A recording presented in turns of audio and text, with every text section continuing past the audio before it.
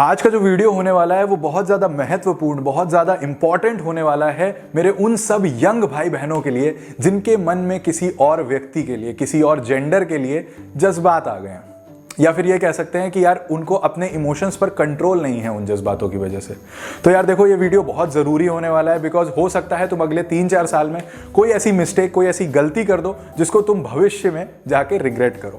वैसे मैं मानता हूँ ये जितनी भी मिस्टेक्स, जितनी भी गलतियाँ होती हैं, ये बहुत अच्छी मेमोरीज देती हैं, बहुत लाइफ लेसन्स दे जाती हैं, लेकिन फिर भी यार बेहतर है कि इन सब चीज़ों से बचा जाए। क्योंकि चाणक्य ने ये कहा है कि यार किसी और की गलतियों से अगर आप कुछ सीख सकते हो तो सीख लो, वरना इस जन्म में, इस जो आपको जिंदगी दी गई है उसमें आप सारे अनुभव नहीं कर सकते। तो चलो फिर यार बिना किसी देरी के वीडियो के अंदर चलते हैं और समझते हैं कॉलेज एंड रिलेशनशिप के फंडे को। तो पहले एक इंट्रो देख लो, उसके बाद डिस्कशन स्टार्ट करते हैं।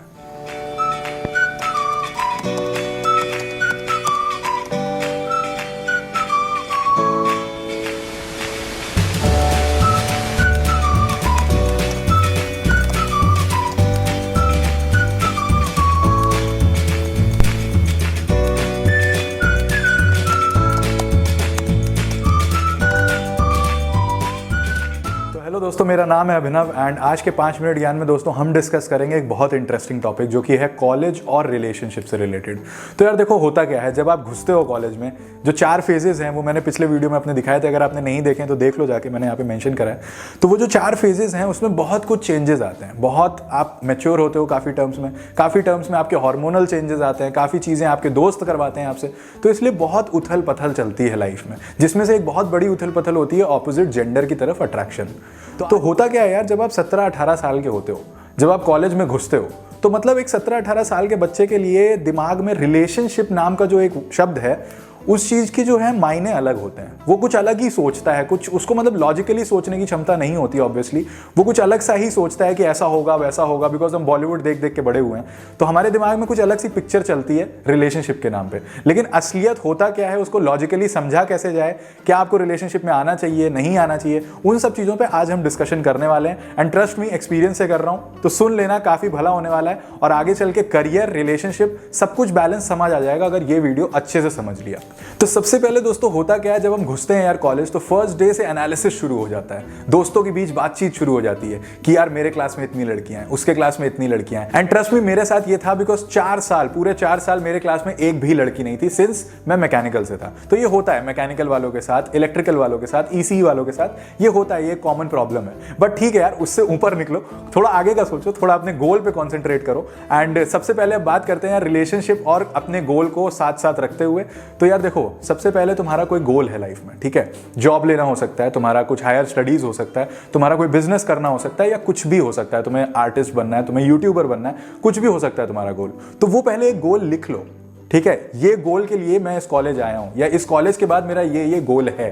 वो तुमने जब नोट कर लिया, वो चीज तुम्हारी एकदम फिक्स हो गई, तो उससे क्या होगा, तुम्हें पता है यार मुझे वहां पहुंचना है, अगर मैं वहां नहीं पहुंचा तो मुझे रिग्रेट होगा। समझ रहे हो, बात समझ आ रही है?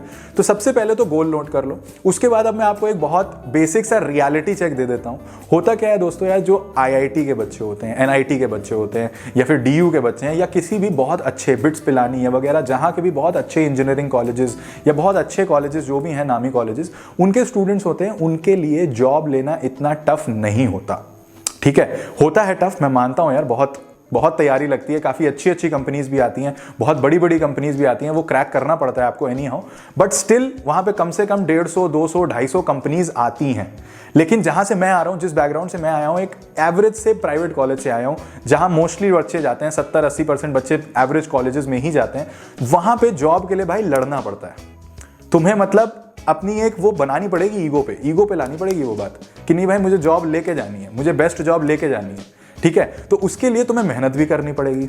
अब यार दोनों चीजों में एक चीज हम घुसा देते हैं, जो चीज है लड़की, या फिर कह सकते हैं ऑपोजिट जेंडर। हो सकता है अगर कोई लड़की है तो उसके लिए लड़का हो, कोई लड़का है उसके लिए लड़की होगी, ठीक है। तो ऑपोजिट जेंडर की बात करते हैं। जब आप कॉलेज में जाते हैं तो ऑब्वियसली आपका कुछ ना कुछ इंटरेक्शन शुरू होता है, आपके कुछ शुरू होता है, नहीं यार ये बंदा मुझे बड़ा पसंद आ रहा है, ये बंदी मुझे बड़ी पसंद आ रही है, और वहां पर जाके आप क्या सोचते हो, भाई यही है, बस यही है, इसी से जो होना है, आगे चल के 5-6 साल बाद इसी से शादी करनी है, पेरेंट्स माने ना माने मुझे तो इसी से करनी है, ठीक है, ये फीलिंग्स आती हैं।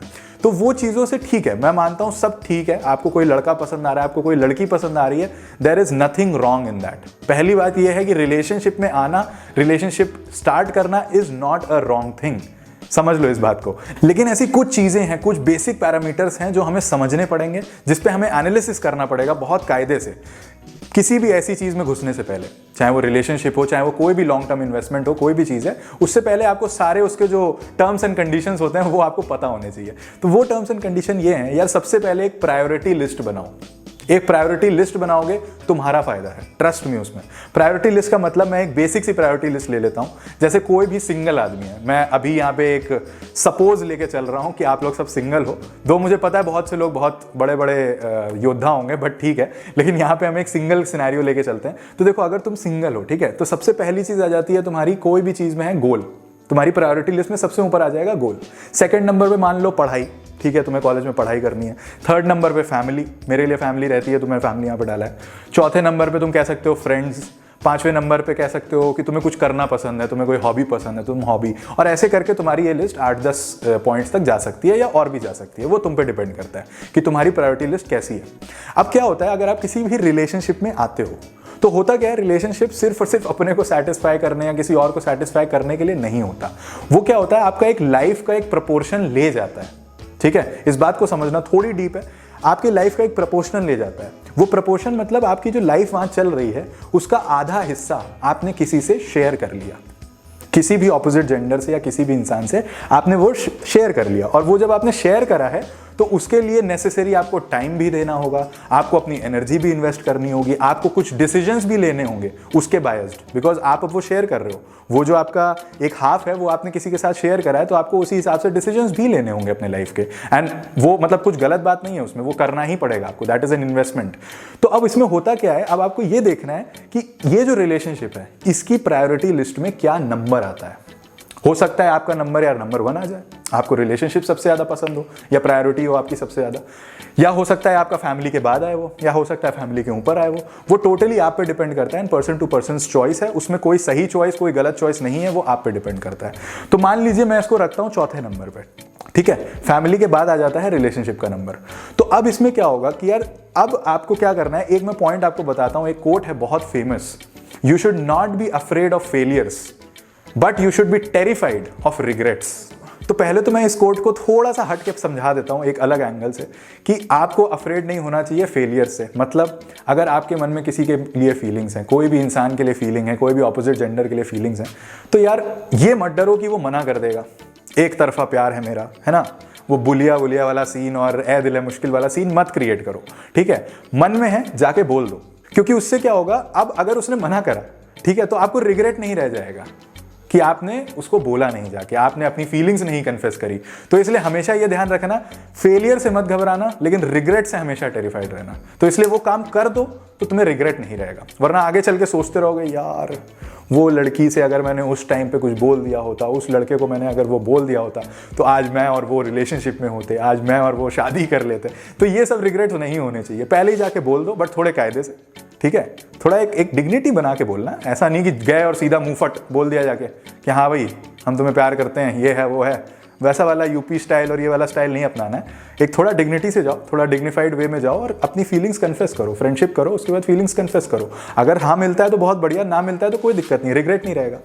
अब इसी पॉइंट का, इसी जो कोट है इसका मैं दूसरा एंगल समझा देता हूँ। दूसरा एंगल आ जाता है रिलेशनशिप और गोल के टर्म्स में, कि अगर आपने जो ये इन्वेस्टमेंट करा है, टाइम, एनर्जी, डिसीजन सबका, ठीक है, अगर ये इन्वेस्टमेंट आपके गोल से आपको अलग कर रहा है, यानी ये इन्वेस्टमेंट बहुत ज्यादा है और ये आपको आपके गोल तक नहीं ले जा पा रहा है या कोई दिक्कत आ रही है, तो यहां पे पैदा होगा दोस्तों रिग्रेट। समझ रहे हो? और ये जो रिग्रेट है ना भाई, ये खत्म कर देगा आपको अंदर से, बिकॉज आपको लास्ट तक ये लगता रह जाएगा कि अगर मैं रिलेशनशिप में ना रहता, या मेरा जो ये रिलेशनशिप है इतना टाइम, एनर्जी, इतनी चीजें मतलब मेरी ले रहा है, अगर ये चीज लगने लगी आपको, तो फिर आप यहाँ पे रिग्रेटफुल डिसीजंस पे आ जाओगे अपनी लाइफ में और गोल पे नहीं पहुंच पाओगे, और फिर हमेशा ये सोचते रहोगे कि यार ये तो गलत हो गया मेरी लाइफ में, अब मैं क्या करूं, मेरी लाइफ खत्म हो गई, यहाँ पे एक डिसीजन ने मेरी लाइफ खत्म कर दी। ठीक है, तो ये रिग्रेट नहीं आना चाहिए कभी भी। तो इसलिए हमेशा अपनी प्रायोरिटी लिस्ट को ऊपर नीचे देख के चलो कि अगर तुम्हारा गोल नंबर 1 प्रायोरिटी है तो सबसे पहले तुमको अपने गोल पे ध्यान देना है एनी हाउ। उसके लिए अगर तुम्हें अपने रिलेशनशिप खत्म करना पड़े तो कर देना, मैं सीधा बता रहा हूं, कर देना। बिकॉज बहुत से लोग ये पूछेंगे कि यार अगर मैं टाइम नहीं दूंगा, अगर मैं एनर्जी नहीं इन्वेस्ट करूंगा तो फिर रिलेशनशिप रहेगा नहीं मेरा, राइट? तो यार ना रहे, ऐसे रिलेशनशिप का कोई मतलब नहीं है जो तुम्हें तुम्हारी प्रायोरिटी लिस्ट डिस्टर्ब करने को मजबूर कर रहा है।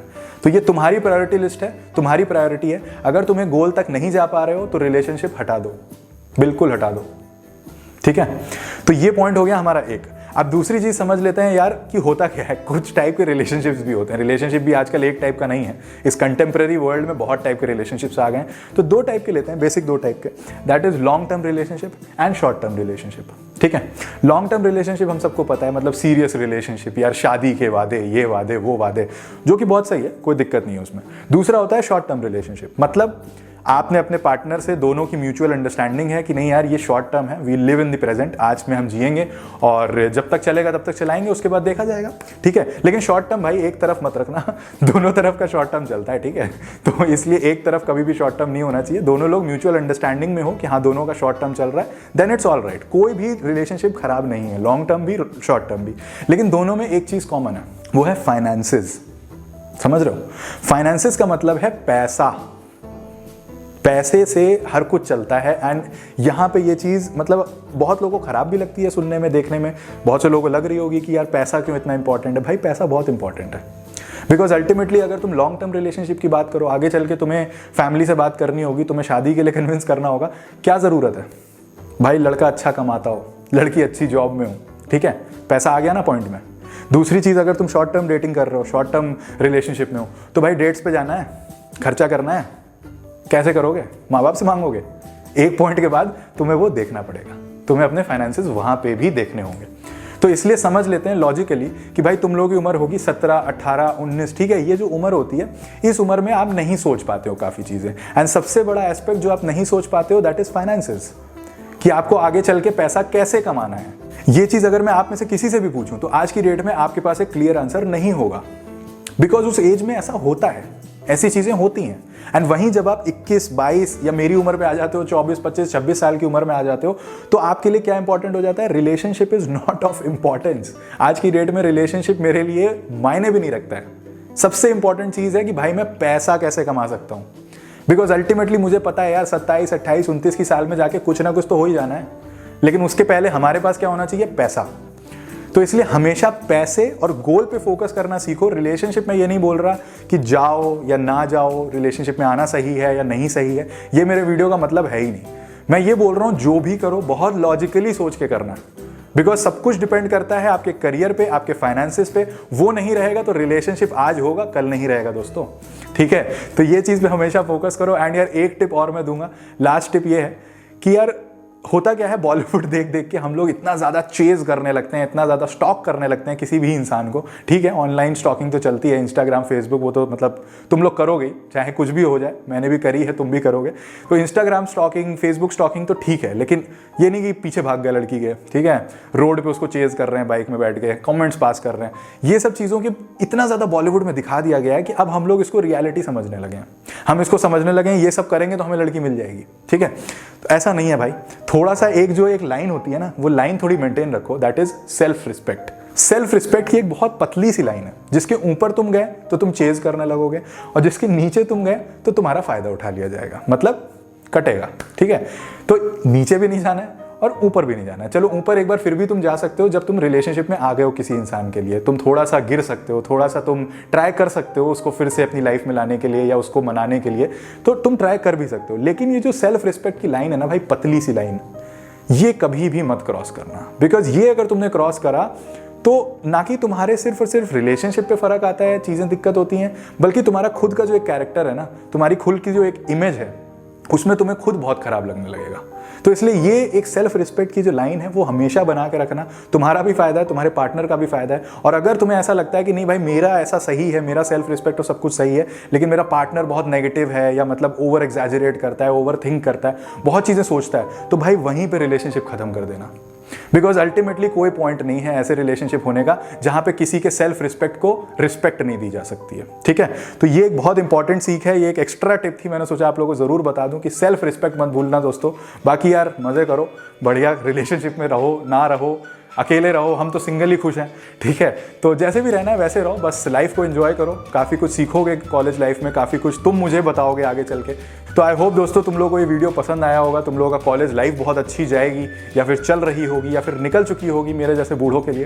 तो जो भी हो दोस्तों कमेंट करके बता देना आपकी क्या स्टेज में हो, आपका क्या रिलेशनशिप स्टेटस चल रहा है, क्या और दिक्कतें आ रही हैं आपको। और अगर कोई डाउट हो यार तो पर्सनली मेरे इंस्टाग्राम पे जाओ abhinavdwi24, वहाँ जाके भी तुम मुझे फॉलो कर सकते हो, मुझे पर्सनल टेक्स्ट कर सकते हो, मैं ज़रूर रिप्लाई करूँगा। एंड कमेंट करके बता दो यार कैसा लगा वीडियो, लाइक कर देना, सब्सक्राइब कर देना चैनल। दोस्तों आज का वीडियो यहीं तक था, और बताना यार मैं इस चीज़ों पे और बना सकता हूँ, बिकॉज मैं काफ़ी सोचता हूँ इन पॉइंट्स पे एंड काफ़ी अच्छे पॉइंट्स निकलेंगे, तुम लोगों को ज़रूर फायदा होने वाला है। तो चलो फिर दोस्तों यहीं पे एंड करते हैं आज का 5 मिनट ज्ञान, आज का video. Thank you for watching this video. I hope to see you in the next 5 minute ज्ञान और नेक्स्ट व्लॉग। गॉड नोस क्या होगा, बट जो भी होगा I will be there and I hope to see you there. Till then take care, bye bye, जय हिंद। And message remains the same guys, spread happiness, spread love.